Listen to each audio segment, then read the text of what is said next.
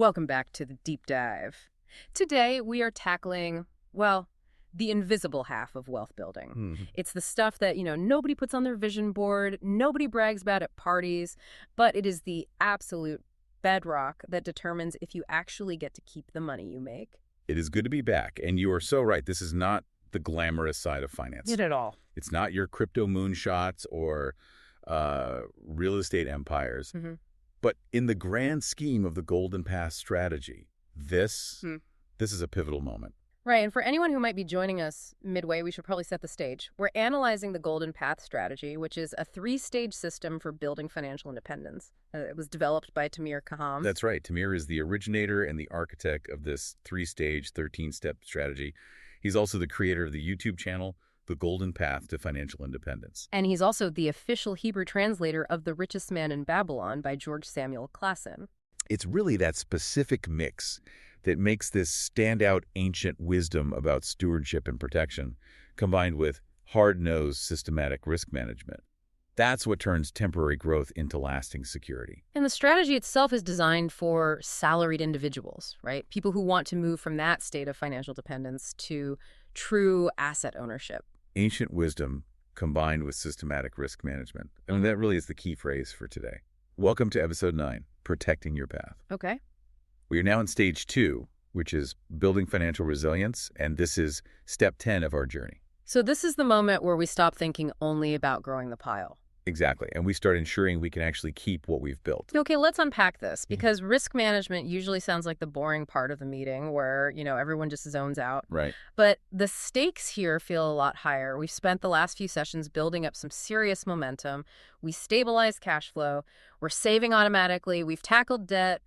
We're feeling good. So why are we stopping now to talk about insurance and protection? Why not just go straight to investing? Because growth without protection isn't freedom. Okay. It's fragility. That's the core theme of step 10. Fragility. Think about it. You can build, you can save, invest, hustle for 15 years. You can do everything right on the offense. Yeah. But if you haven't built shields around that progress, one unmanaged risk, a medical crisis, a lawsuit, a sudden disability, it can erase decades of work. In a single afternoon. That's a terrifying thought. It happens every single day. Yeah. So I have to ask you, and everyone listening right now, is your financial house built of brick, or is it a house of cards just waiting for the first serious gust of wind? That is a heavy image. And I think a lot of us, especially when we start seeing some success, the net worth graph is finally going up and to the right. We get a little arrogant. We don't like thinking about the win. We just assume the weather's always going to be fair. Precisely. Yeah. And that's why step 10 is positioned exactly here in the system. After automation. Right after step 9, automation. The machine is running. The money is flowing where it needs to go. So before we move into stage 3, which is where we start aggressively acquiring assets. And taking on more risk. And taking on the risks that come with ownership, we have to secure the foundation. If you start buying real estate or businesses without these shields in place, you're not building wealth. You're just increasing your surface area for disaster. You're just building a bigger target for Murphy's Law. Exactly. I want to push back on the psychology of this a little bit. Sure. Because intellectually, I get it. Buy insurance, be safe. But emotionally, writing that check for an insurance premium feels like, well, it feels like a defeat. It feels like throwing money into a black hole, almost like a tax on my happiness. How do we get over that mental hurdle? That feeling you're describing, that's what behavioral economists call the immunity illusion. Immunity illusion. It's a psychological trap where we all quietly believe it won't happen to me. We look at statistics, cancer rates, car accidents, lawsuits, and our brain just codes those as things that happen to other people. Right. I'm the main character in this movie. I have plot armor. Exactly. Yeah.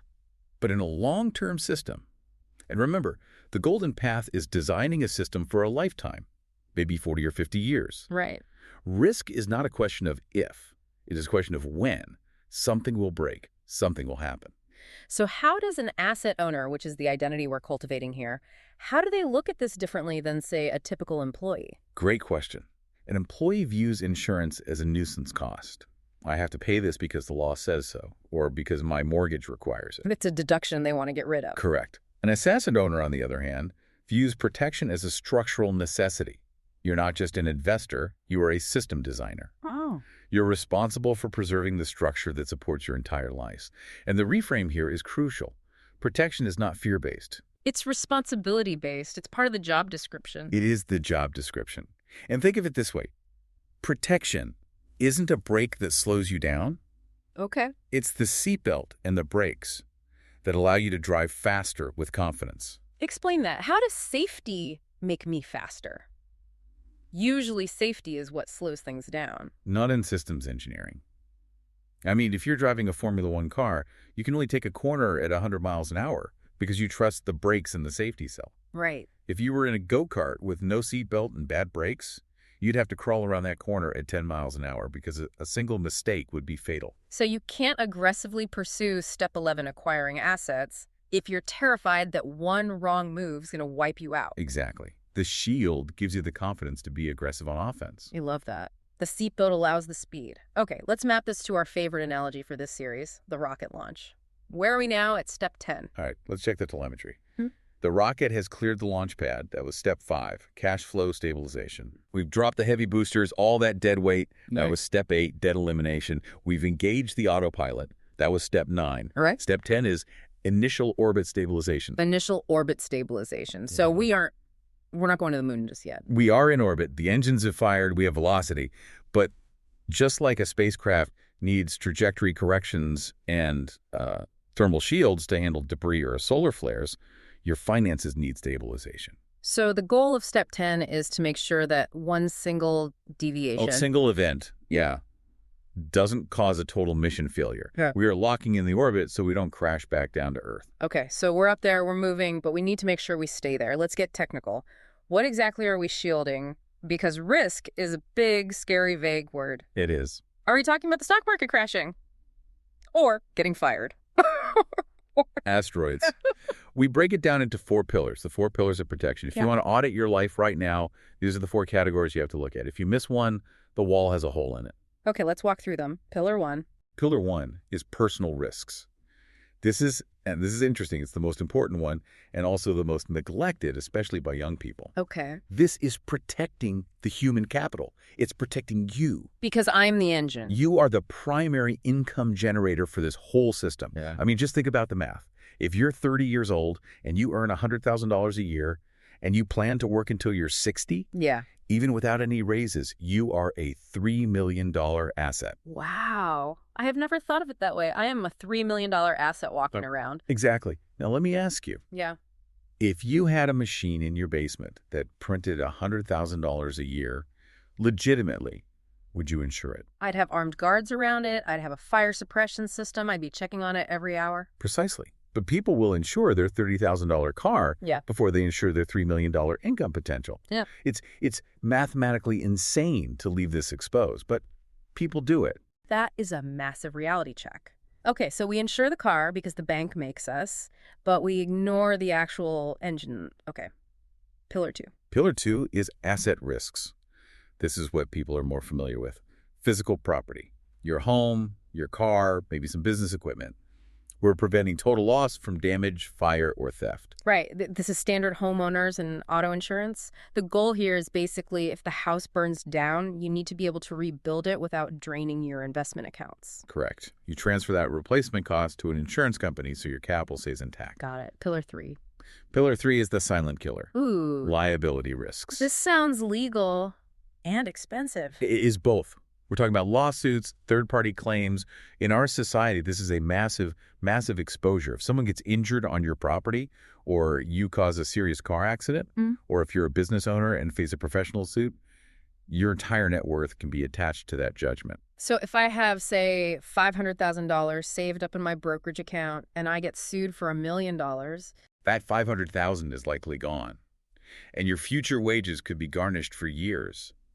For many aspiring asset owners, this is the biggest unknown exposure. They just don't realize their future is on the table. And this is where things like an umbrella policy come in, right? Exactly. An umbrella policy sits on top of your home and auto insurance. It kicks in when their limits are exhausted. And it's usually very cheap for a lot of coverage. Really? Yeah, like a few $100s a year for $1 million in coverage. The likelihood of needing it is low, but the impact, if you do need it, is catastrophic. And the potential loss has no ceiling. No ceiling at all. That's terrifying. Okay, let's move to Pillar 4 before I hide under my desk. Pillar 4 is cash flow risks. This is about ensuring the income stream survives interruptions. So market downturns, layoffs, that kind of thing. Market downturns, layoffs, business interruptions, yeah. We talked about the emergency fund back in Step 7. Is this the same thing? It connects to Step 7, but it goes a little deeper. Step 7 was about having cash for a rainy day. Cash flow risk management is about structuring your life so that a recession doesn't force you to sell your long-term assets at a loss just to buy groceries. Ah, I see. It's about not being a forced seller. You've got it. So if the market crashes by 40% and I lose my job at the same time, which often happens together. Often does. I don't want to have to sell my stocks at the bottom just to pay my mortgage. Exactly. That destroys wealth permanently. You lock in the loss. Protection here means having enough liquidity, cash, bonds, whatever, to outlast the storm without touching the core assets. Okay, so we have personal, asset, liability, and cash flow. That covers the map. But hearing all that, I feel like I could spend my entire paycheck just buying insurance policies for every possible thing that could go wrong. You could. I could insure my toaster. I could insure my pet hamster. How do we decide what to actually buy without going broke on premiums? That is the million-dollar question. Yeah. Because you can be overinsured. There's a core rule in the Golden Path strategy that simplifies everything. Okay. Insure catastrophic risks, self-insure nuisance risks. Okay, distinguish those for me. What qualifies as a nuisance? A nuisance risk is anything you can replace with cash on hand without really changing your lifestyle. Yeah. If your toaster breaks, you do not need toaster insurance. Right. If your phone screen cracks, you probably don't need insurance for that if you have a solid emergency fund. Those are nuisance risks. I'm not going bankrupt over a toaster. But the sales guy at the electronics store really wants me to buy that extended warranty. And you should always say no. Those warranties are profit centers for them, not real protection for you. You self-insure those small losses with your savings. Okay. So then what's the definition of a catastrophic risk? Catastrophic risk is an event that would bankrupt you or permanently alter your standard of living. A disability that stops you from working for 10 years. A lawsuit for $1 million. A house fire. You transfer the risk you absolutely cannot afford to a third party. That makes perfect sense. Stop insuring the small stuff, double down on the big stuff. It seems so simple, but people still get this wrong all the time. What are the common traps you see? 3 fallacies I see constantly. First is the youth fallacy. I'm young, I'm healthy, I don't need it. I don't need disability or life insurance yet. Exactly. Which feels logical, right? I'm not sick, so why pay? It feels like paying for a parking spot when you don't have a car. The flaw in that logic is that insurance is based on risk pools. Right. The reality is when you are young and healthy, that is exactly when coverage is cheapest and when you are most insurable. Once you get sick or have a back injury, you can't get the coverage, or it becomes prohibitively expensive. You buy protection when you don't need it, so you have it when you do. Got it. Lock it in while you're prime stock. What's trap number 2? The investment fallacy. This person who says, insurance is dead money. I'll take those premiums and invest them in the stock market instead. I'll self-insure through wealth. Oh, I hear this one all the time. The math optimizers. They say, if I invest that $100 a month at 7% interest, I'll have way more money in 30 years. Right. And in a perfect world, on a spreadsheet, that math works. But we don't live in a spreadsheet. No. One uninsured lawsuit or one major medical event can wipe out that entire investment portfolio in an afternoon. You can't outsave a catastrophe in the early stages. So if it happens in year 3, your investment account just isn't big enough to absorb it. Not even close. The insurance buys you the time to build the wealth. Later in life, when you have $5 million in the bank, maybe you can drop the life insurance. You become self-insured, but not in the building phase. Okay. And the third one? The emergency fund fallacy. Thinking that your 3 to 6 months of cash from Step 7 covers everything. I've got $20,000 in the bank. I'm good. Right. It feels like a lot of money. But an emergency fund covers a temporary job loss or a transmission repair. It does not cover a permanent disability where you can never work again. Different tools for different jobs. There's different tools for different horizons. Don't ask a savings account to do an insurance policy's job. So, practically speaking, how do we implement this? We have listeners who might be feeling a little exposed right now. Where do they start? Okay, we use 3 levers of practical protection. Lever 1 is awareness. You have to identify the single biggest vulnerability in your specific life. The hard question. The really hard questions. If I couldn't work for 6 months starting tomorrow, what happens to my family? If I got sued, what do they take? You have to look the monster in the eye. Stop avoiding it. Okay, lever 2. Lever 2 is diversification. This is a structural protection. Never have a single point of failure. If you have one income source, one client, one asset class, you're fragile. So an asset owner builds redundancies over time. Redundancy. That's a great engineering word for it. 2 engines are better than one, and lever 3 is strategic insurance. This is where you actually sign the contracts. This is where you sign the contracts. We're talking about specific tools. Disability insurance to protect your income, term life insurance to protect your dependents, umbrella policies for liability, and of course, health insurance. You mentioned term life. That's a distinction worth noting. The Golden Path strategy generally favors pure protection, right? Not mixing it with investing. Generally, yes. The philosophy is to keep insurance as insurance and investments as investments. Things like whole life can sometimes mix the two, which can lead to high fees and lower efficiency. We want pure, efficient shields. Buy term and invest the difference. A classic for a reason. And this isn't a set it and forget it thing forever, is it? No, it evolves. A renter at 25 needs very different shields than a business owner at 45 with 3 kids and a mortgage. You have to review it as your system grows. Okay, so we've stabilized the orbit. The shields are up. I want to give our listeners something to do this week, because this is the step that people love to procrastinate on. They really do. It's easier to research stocks than it is to research life insurance because it forces you to think about mortality and disaster. It's unpleasant. But here's the weekly challenge. Conduct a personal risk audit. What does that look like? Sit down this weekend. Just take 20 minutes and identify one significant unmanaged risk, the one you are actively avoiding thinking about. The one that keeps you up at night. The one that keeps you up at night. Maybe you realize you have no will. Maybe you realize if you got hit by a bus, your income stops instantly and your family has 0 runway. Identify it. And then? Then take one concrete action. Make the call. Schedule the consultation with an agent.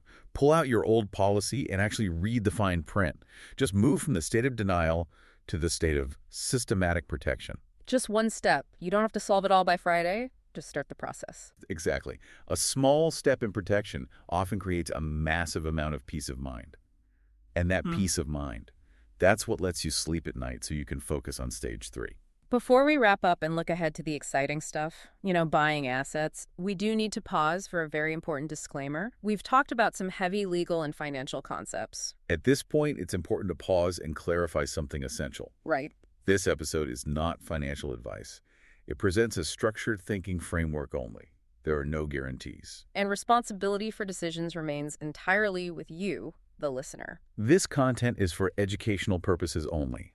The fact that this strategy worked for its creator, Tamir Kaham, does not mean it will automatically work for you. Because your circumstances, your goals, your risk tolerance, it's all different. Completely.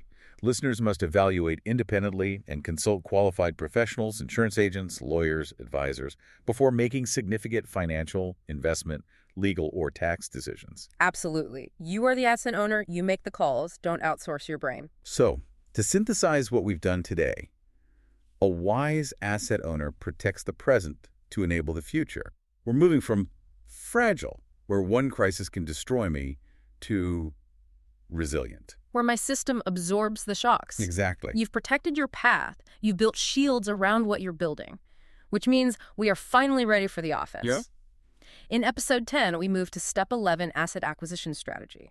We'll cover how to transition from saver to investor, how to choose income-producing assets, and why this step is the beginning of true wealth building. That is where the fun really begins. We are finally moving from defense to offense. Make sure you subscribe for the full series so you don't miss that transition to stage 3. Each deep dive delivers 1 or 2 clear steps forward.